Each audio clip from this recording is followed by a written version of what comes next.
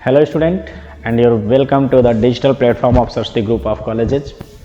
I'm Brijesh Upadhyay. I am here with BA second year English Poetry.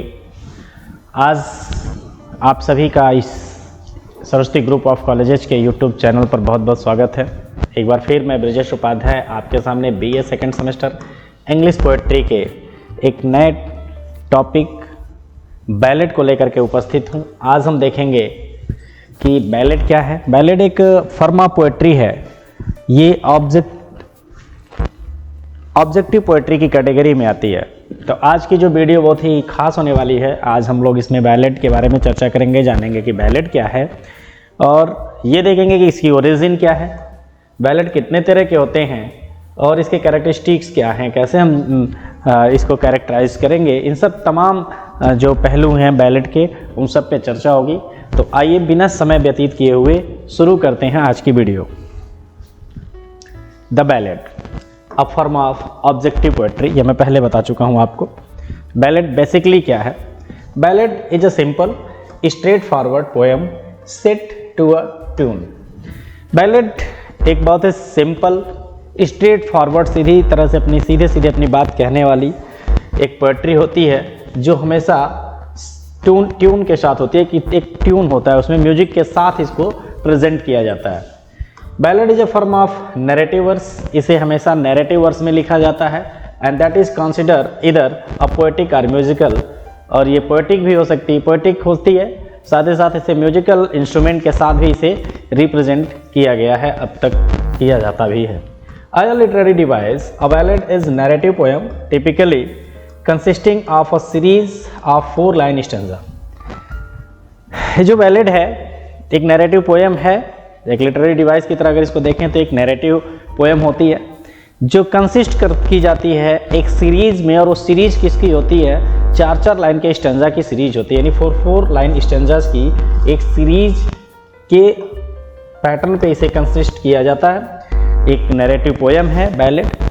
Ballad were originally sung और recite as a oral tradition among the rural societies and were often enemies relating of the local legends and story by wandering minstrels and middle age। Middle age में क्या होता था कि ballad originally क्या है ना कि मिडिल एज के लोग अपने लीजेंड्स या लोकल स्टोरीज जो होती हैं, लोकल लेजेंड जो होते थे सोसाइटी के अंदर, उनके लिए ये प्रेजेंट करते थे। कहाँ एक स्टोरी की तरह ये होती थी, उसको ये प्रेजेंट करते थे। अगर हम बात करें बैलेड की, तो बैलेड ओरल ट्रेडिशन में आता था, यानी कि इसे शुरुआत में जब ये आया बैलेड इंग्लिश, मतलब जब बैलेड की ओरिजिन हुई उस समय से काफ़ी टाइम तक इसको ओरल ही रखा गया, इसको रिटन नहीं किया गया कहीं। One of the most famous ballad in poetry and literature, the rime of ancient mariner, Samuel Taylor Coleridge. ST. Coleridge ने एक काफ़ी फेमस, जो इनका सबसे फेमस, ये मुझे लग रहा है कि ये विजिबल नहीं है, फिर भी हम आपको बताते हैं कि the rime of ancient manner एक सैमुअल टायलर कोलेराइज ने लिखा हुआ है। इसको काफ़ी वर्ल्ड फेमस बैलेड है, ये इसका एग्जाम्पल है। आगे देखते हैं। The word ballad has been derived from the French word. एक फ्रेंच वर्ड से लिया गया है। जो फ्रेंच वर्ड है वो क्या है? बैलर से लिया गया है, जिसका मीनिंग क्या होता है? मीनिंग होता है टू डांस।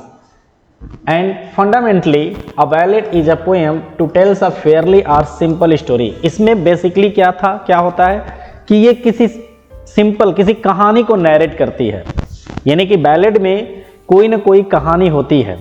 कैसी कहानी होती है वो आगे देखेंगे। Thus a story is what a ballad trying to convey. Ballads are often use the sung and have a musical quality in them. उस स्टोरी को इस तरीके से सेट किया जाता है, मतलब कि वो पोएटिक फॉर्म में उसको सेट किया जाता है और उसे म्यूजिक के साथ, म्यूजिकल क्वालिटी के साथ उसे प्रेजेंट किया जाता है।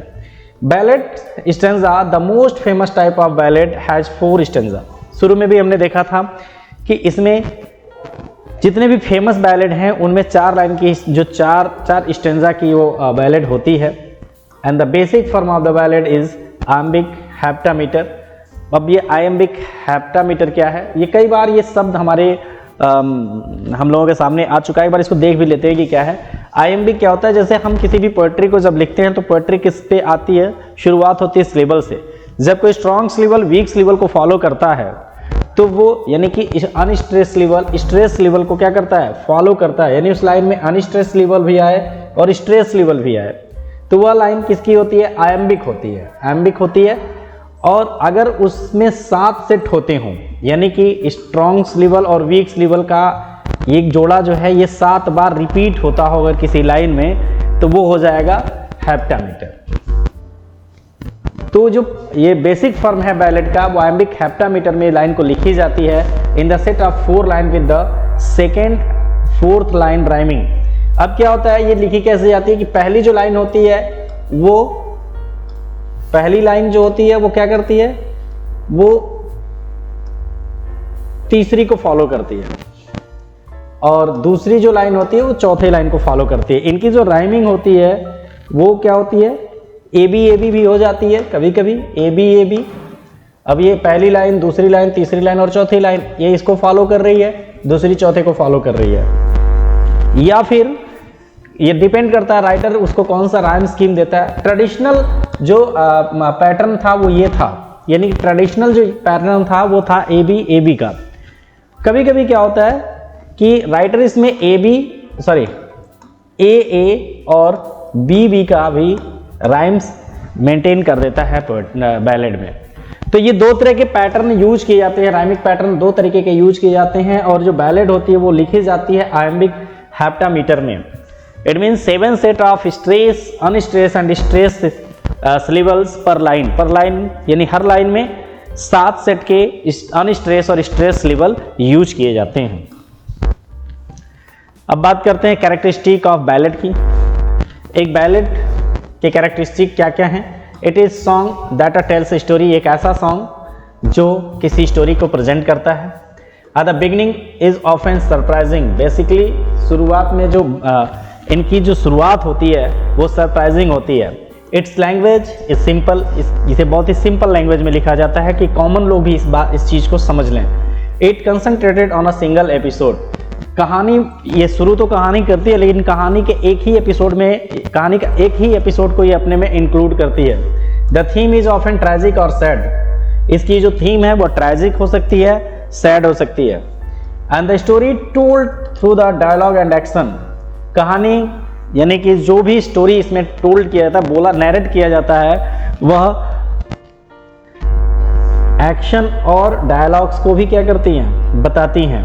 And the lake of specific detail, बहुत कम स्पेसिफिक डिटेल कम होता है इसमें। एंड दैट सरप्राइजिंग एंडिंग, और इसके साथ इट हैज सरप्राइजिंग एंडिंग, ये सरप्राइजिंग एंडिंग से ही इसकी एंडिंग जो होती है क्या होती है, सरप्राइजिंग होती है।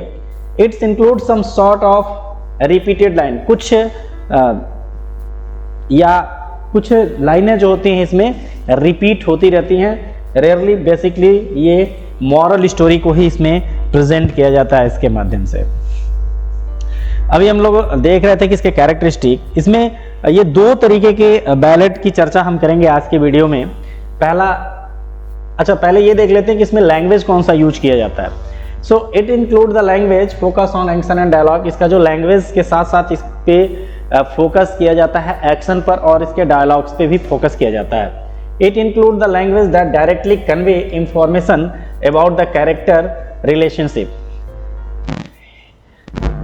इसकी जो लैंग्वेज है उस तरीके से सेट की जाती है कि इनडायरेक्ट वे में ये रीडर्स को कन्वे करे उस इंफॉर्मेशन के बारे में कि कैरेक्टर्स के रिलेशनशिप क्या हैं, information about the characters relationship, characters के रिलेशनशिप को भी कन्वे करता है। It often written in third और फर्स्ट पर्सन, ये फर्स्ट पर्सन में भी लिखी जाती है। इसका जो अगर हम बैलेड की पॉइंट ऑफ व्यू की बात करें तो इसका जो पीओवी है वो क्या हो सकता है, फर्स्ट पर्सन भी हो सकता है और थर्ड पर्सन भी हो सकता है। Generally A B A C A B ये बैलेड राइम स्कीम है, जो मोस्ट पॉपुलर राइम स्कीम है वो ये 3 तरह के राइम स्कीम इसमें यूज किए जाते हैं।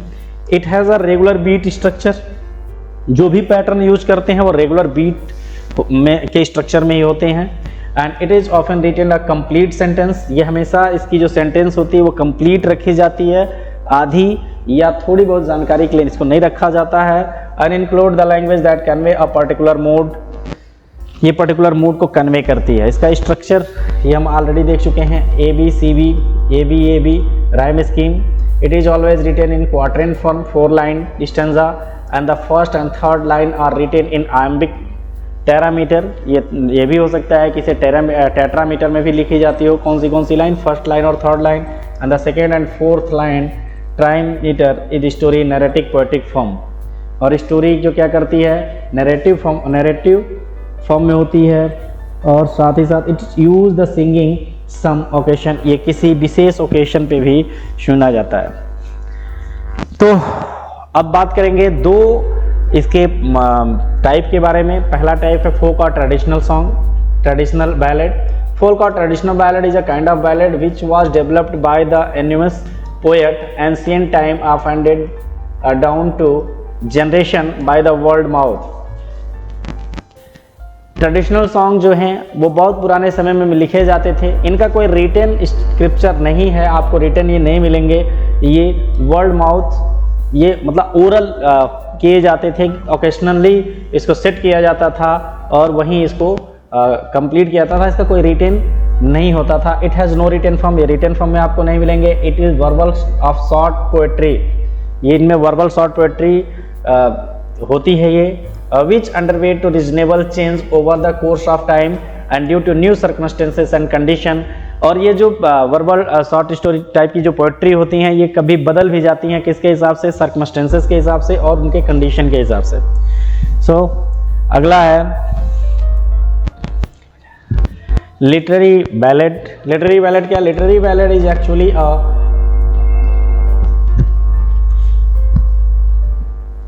of traditional ballad, and the only difference between two ballad and authorship and the author is literary ballad is known the personality, while the author the traditional ballad is anonymous, and the other traditional ballad may be man of shepherd or village or farmer।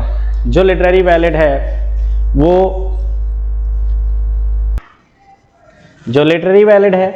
वो actually क्या है?